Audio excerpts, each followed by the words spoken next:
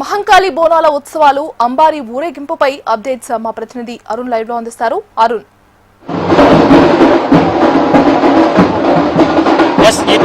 సికింద్రాబాద్ ఉజ్జయిని మహంకాళి అమ్మవారి బోనాల జాతర కీలక ఘట్టానికి చేరుకుంది. అయితే నిన్నటి నుంచి కూడా పెద్ద ఎత్తున భక్తులు తరలి బోనాల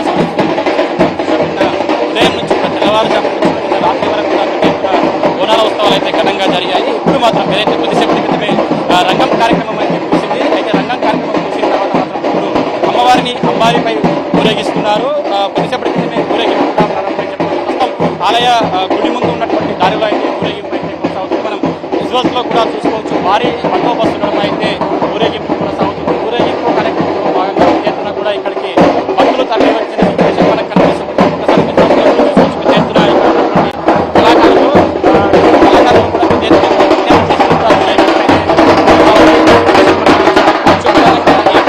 అంబారికి సంబంధించి అయితే 34 సంవత్సరాల ఆడ ఏనుగు లక్ష్మి అనే ఏనుగు కింద అయితే ఊరేగిస్తున్నటువంటి సిచ్యువేషన్ అయితే మనకు కనిపిస్తుందని చెప్పుకోవచ్చు. మొత్తంగా కొద్దిసేపటి క్రితమే అయితే అంబారి ఊరేగింపు అయితే ప్రారంభమైంది. మొత్తం విజువల్స్లో కూడా చూసుకోవచ్చు. ఈ అంబారికి సంబంధించి కూడా ఏదైతే దేవాలయం నుండి Mahankali street, general bazaar, S G road, clock tower junction తిరిగి ప్యాట్నీ సెంటర్, అదేవిధంగా మళ్ళీ ఎంజీ రోడ్ గుండా అయితే మహంకాళి ఆలయం తిరిగి మొత్తం ఆలయం చుట్టూ కూడా ఈ ఊరేగింపు అయితే కొనసాగుతుంది. మార్గం వెంబడి కూడా మొత్తం ఏదైతే ఊరేగింపు సందర్భంగా కూడా పెద్ద ఎత్తున పోతురాజుల విన్యాసాలు, డప్పు కళాకారులు, ఇంకా జానపద కళా బృందాలచే అయితే మొత్తం ప్రదర్శన అయితే యాత్ర అయితే కొనసాగుతుంది. మనం ఒకసారి విజువల్స్లో చేసుకోవచ్చు. కొద్దిసేపటికే అమ్మవారి విగ్రహాన్ని అంబారి పైన పెట్టడం అయితే జరిగింది.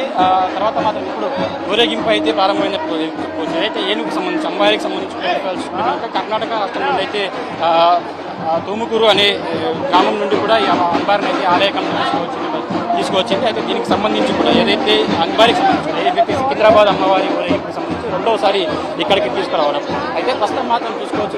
పెద్ద ఎత్తున ఇక్కడికి భక్తులు తరలి వచ్చిన సిచ్యువేషన్ కూడా మనకు కనిపిస్తుంది. మొత్తంగా ఈ అమ్మవారి ఊరేగింపును తిలకించేందుకు పెద్ద ఎత్తున ఇక్కడికి తరలి వచ్చారు. ప్రస్తుతం విశ్వాసం కూడా చూసుకోవచ్చు. అదేవిధంగా మొత్తం అమ్మవారికి సంబంధించి వివిధ కళాకారులు కూడా ఇక్కడికి వచ్చినటువంటి సిచ్యువేషన్ అయితే మనకు కనిపిస్తుంది. ప్రధానంగా మొత్తం అంబారి ఊరేగింపు మాత్రం అయితే కొనసాగుతుందని చెప్పుకోవచ్చు. దాదాపు నిన్నటి నుంచి ఏదైతే ఈ బోనాల ఉత్సవాలకు సంబంధించిన పెద్ద ఎత్తున ఇక్కడికి భారీగా భక్తులు అయితే తరలి వచ్చారు. దాదాపు 1,00,000కు పైగా భక్తులు అయితే తరలి వచ్చిన సిచ్యువేషన్ కూడా కనిపిస్తుంది. మొత్తం 2,500 మంది పోలీసుల బందోబస్తు అయితే భారీగా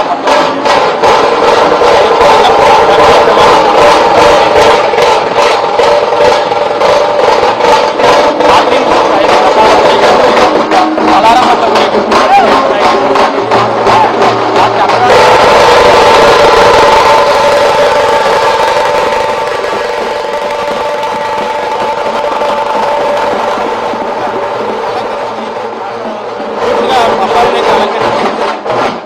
మొత్తం ఇప్పటికే యాత్ర ప్రారంభమైంది. అమ్మాయి చుట్టూ కూడా భారీగా పోలీసు బందోబస్తు అయితే ఏర్పాటు చేయడం అయితే జరిగిందని చెప్పుకోవచ్చు. ముఖ్యంగా పూర్తిగా ముస్తాబు చేసి పరిస్థితి సేవకునే అమ్మవారిని అంబారి పైన పెట్టి ఊరేగింపు కార్యక్రమం కొనసాగుతుంది. దాదాపు 2 గంటల పాటు కూడా ఊరేగింపు కార్యక్రమం కొనసాగే అవకాశం ఏదైతే అమ్మవారి విధుల చుట్టూ మొత్తం దాదాపు చుట్టూ 2 కిలోమీటర్ల వరకు కూడా ఉండే అవకాశం అయితే ఆ 2 కిలోమీటర్ల పరిస్థితి కూడా భారీగా ట్రాఫిక్ ఆంక్షలు కూడా అమల్లో ఉంచారు. మొత్తం 2,500 మంది పోలీసుల భారీ బందోబస్తుతో మాత్రం ఈ యాత్ర అయితే కొనసాగే అవకాశం అయితే కనిపిస్తుంది. దాదాపు 5 గంటల పాటు ఈ అంబారి యాత్ర జరిగే అవకాశం అయితే కనిపిస్తుంది.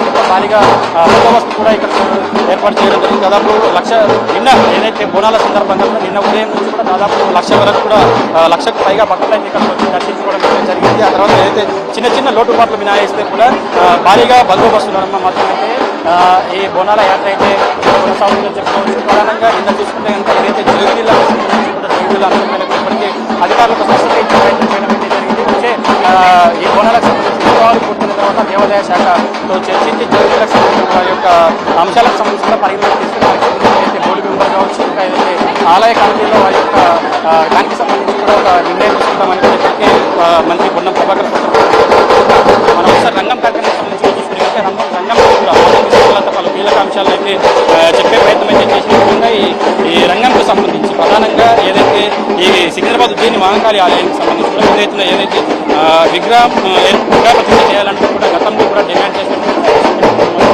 విగ్రహ ప్రతిష్ఠ చేయాలంటే కాస్త కోపంగా ఉన్నట్టుగా ఆమె రంగం చెప్పడం అయితే జరిగింది. రంగంలో కూడా ఏదైతే ఇంకా వచ్చే రోజుల్లో కూడా భారీగా వర్షాలు పడతాయి, పాడి పంటలు కూడా పండుతాయని కూడా చెప్పడం అయితే జరిగింది. అదేవిధంగా ఇంకా వాయు వరుసలు మధ్య కూడా కొన్ని దూరాలు చేసినటువంటి కూడా పరిస్థితి కనిపిస్తుంది. ఈ నేపథ్యంలో కూడా మాధ్యమ కూడా ఆగ్రహం వ్యక్తం చేసిన విషయం తెలిసిందే.